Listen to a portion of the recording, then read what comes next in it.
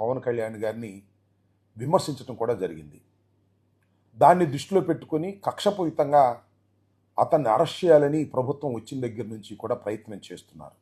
ఒకానొక దశలో పోసాని కృష్ణమురళి తను రాజకీయాలకు దూరంగా వెళ్ళిపోతానని, ఇలాంటి కక్షపూరితమైన రాజకీయాలు ఉంటే మనం మనుగడ కొనసాగించలేమనేటువంటి ఉద్దేశంతో రాజకీయాల నుంచి తప్పుకోవాలని నిర్ణయించుకున్నట్టు కూడా ప్రకటించారు. దాంతో తెలుగుదేశం కొద్దిగా శాంతించిందని, లోకేష్ కొద్దిగా శాంతించాడని, ఇక పోసాని కృష్ణమురళిని అరెస్ట్ చేయకపోవచ్చుననేటువంటి ఊహాగానాలు ఉన్నాయి.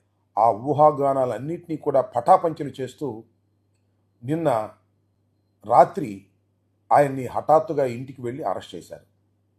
హైదరాబాదులో నివసిస్తున్నటువంటి పోసాని కృష్ణమురళి ఇంటిలోకి ప్రవేశించి ఆయనకి నోటీస్ ఇచ్చి ఆయన అరెస్ట్ చేసి తీసుకువెళ్ళారు. అన్నమయ్య జిల్లాలో ఆయన కోర్టులో హాజరు పరచనున్నారనే విషయం తెలుస్తున్నది.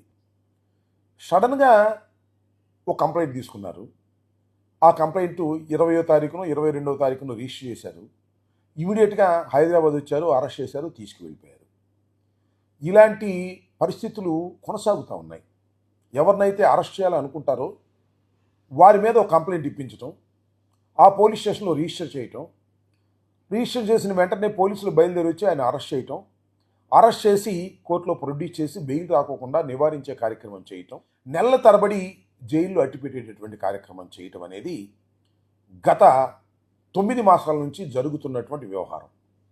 దీన్ని పర్యవేక్షిస్తున్నటువంటి వ్యక్తి విద్యాశాఖ మంత్రి నారా చంద్రబాబు నాయుడు గారి కుమారుడైనటువంటి లోకేష్ గారు రెడ్ బుక్ రాజ్యాంగాన్ని అమలుపరచడంలో ఇలాంటి కార్యక్రమాలన్నీ కూడా దగ్గరుండి పర్యవేక్షణ చేస్తున్నారు. అయితే ఇక్కడ అభ్యంతరకరమైనటువంటి అంశం ఏమిటంటే, రాత్రి పోసాని కృష్ణ